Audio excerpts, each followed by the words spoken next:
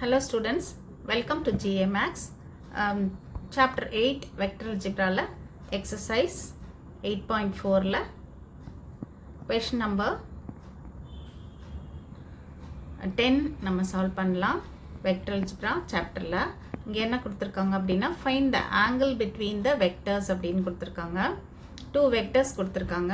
So angle between vectors கண்டுபிடிக்கிறதுக்கு நம்ம dot productல formula பார்த்தோம். cos theta equal to பார்த்தோம்.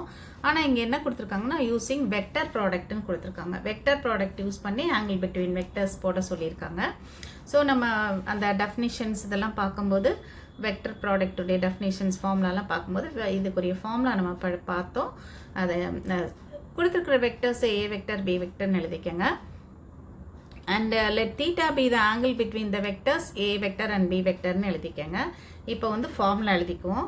Therefore இப்போ அந்த theta க்கு formula என்னன்னா theta is equal to sin inverse of a vector cross b vector.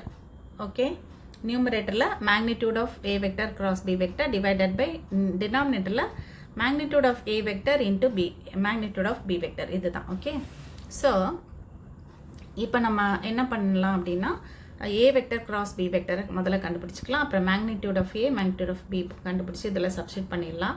So a vector cross b vector போட்டுக்குவோம் equal to I j k போட்டு a vectorோட components எழுதிக்கங்க. 2 1 minus 1 இங்கே வந்து 1 2 1ன்னு வந்துருச்சு. Okay, so this is equal to I into 1 into 1 1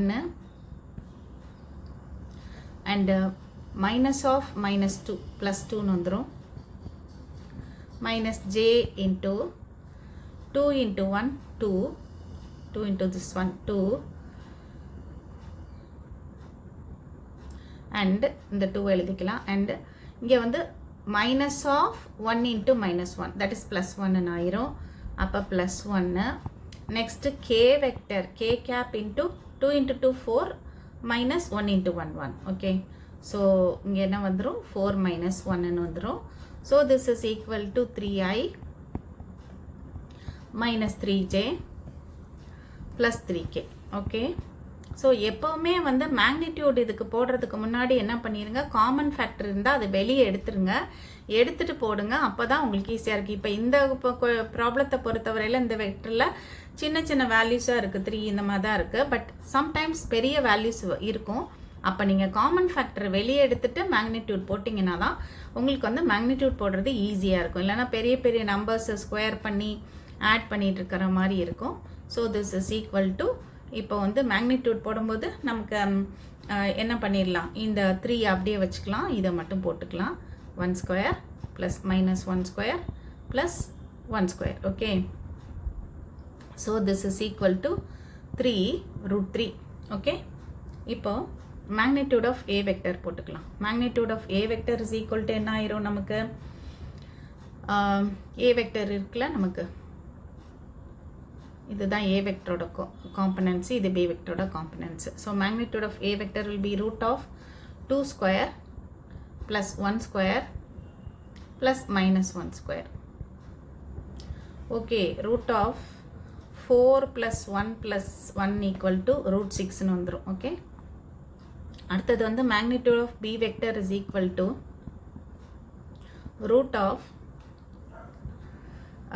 b vector என்னது நமக்கு 1 2 1 இல்லையா, 1 square plus 2 square plus 1 square. Okay, so this is equal to root of 1 plus 4 plus 1 equal to root 6ன்னு வந்துருச்சு. Okay, இப்போ வந்து நம்ம சப்ஸ்டியூட் பண்ணிடலாம். Therefore formula என்னது எழுதியிருக்கோம்ல, sine theta is equal to sine inverse, இதுதான் formula. So therefore theta is equal to sine inverse of magnitude of a cross b என்னது, அது வந்து நியூமரேட்டரில் வரும் 3 root 3 divided by magnitude of a magnitude of b வந்து டினாமினேட்டரில் போட்டுருங்க, root 6 into root 6ன்னு போட்டுருங்க.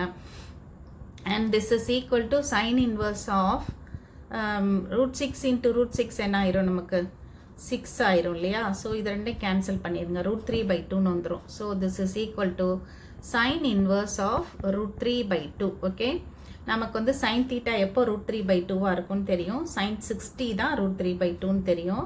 அண்ட் sin 60ங்கிறது என்னது, அது வந்து π/3 இல்லையா. ஸோ sin π/3 தான் நமக்கு வந்து என்னது √3/2. ஓகே, √3/2. அதனால sin inverse √3/2 will be equal to என்னது π/3.